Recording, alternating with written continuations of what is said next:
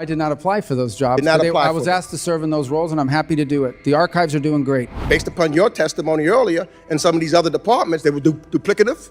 So if it's duplicative, then get rid of them. Well, you would have to pass a law to do that if you want to combine those 4 offices in your reorg. Trying to figure something out. I know you said you read a lot of cables every day, and I know that when you first got sworn in at your confirmation hearing, you stated that being the Secretary of State would be an extraordinary responsibility. Here we are 4 minutes later, but reading cables every day. How much time do you spend at the State Department? How much what? How much time? Do I focused spend at the State Department? almost every day if I'm in the country. I travel a lot. It's part of the job. I agree. I understand. But now you have 4 jobs, don't you? Now you're not only the Secretary of State, you are also the acting USAID administrator. You're also the acting archivist. You're also the interim national security advisor. You cannot spend every day at the State Department and then neglect your other jobs that you have the responsibility to do. So how much time do you spend at the other jobs if you spend every day at the State Department? Well, now you know I can't offer you 8 hours today to answer every question on this committee, which you were complaining about earlier. Look, here's the thing. All those jobs are being done. USAID largely has been folded into the... Do you want my answer? Do you want to... No, I just want to know this. Did you anticipate or did you want, when you were sworn in to be the Secretary of State, do you want to have the jobs of USAID administrator? No, I did not apply for those jobs. Did not apply I was asked to serve in those roles, and I'm happy to do it. The archives are doing great. The USAID has been folded under state, so it's a sort of a duplicative role. And the National Security Advisor, which is on an interim basis, has tremendous overlap with what we're doing at the State Department. Well, then why not get rid of all of them and just put everything under you? Get rid of all those departments. If it's not crucial to have someone every day at as a National Security Advisor, you folded in USAID, you saying the archives is fine, get rid of them. Wouldn't that be then waste? Based upon how you have determined there's waste, based upon your testimony earlier, in some of these other departments, they were duplicative. So if it's duplicative, then get rid of them. Well, you would have to pass a law to do that if you want to combine those 4 offices in your reorg. Well, look, that hasn't stopped you in the past because the law requires you to consult with Congress on any proposed reorganization of USAID or the State Department. That hasn't happened. I agree. It should be the Congress's responsibility. Your staff claimed, quote, that you've extensively consulted Congress on your plan to fold USAID into state. But that did not happen.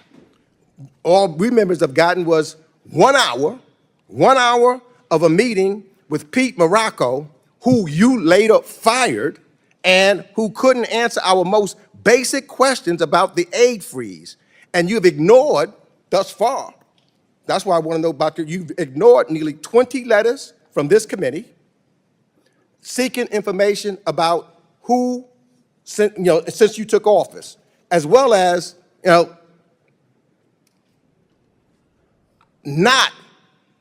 we spoke one time, but not consulting this committee at all. I don't call that extensive consultation. So you're right. Things that you've done should be in collaboration with the United States Congress. But surely the USAID and all of these other things was not, Congress was not consulted one time. Senator Rubio would have demanded it.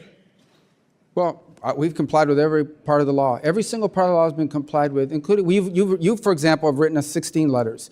You've been briefed on 7 of them. Some of them we couldn't answer, and we told you why we couldn't answer, because they were subject to litigation. 4, you've gotten answers in writing, and 5 we've gotten just in the last few days. Well, 16 letters. I've been there 17 weeks. You write me a letter a week. I'm going to yield my last. Where for the first time since the end of the Cold War, the United States had a near-peer competitor and adversary in the state of China. And we need to confront that. And our foreign policy needs to be geared around that and on the realities of this new world. And so what that means is we have to have a State Department that can deliver on a foreign policy that is rooted in the national interest of the United States. To defend the national interest of the United States requires us, number one, to make sure that every dollar we spend and every action we take has to have measurable outcomes that deliver for the American people. They have to either make our country safer, or they have to make our country stronger, or they have to help make our country more prosperous. It has to do at least one of those three things. And ideally, whether it's a program or a measure that we take, it should do all three of them. Now, what that means is that there are some great causes in the world. There really are. There are some great causes. There are some horrifying things that are happening on the planet. America cannot solve every single one of them. What we need to focus on is prioritizing our foreign policy to those areas that are in our national interest.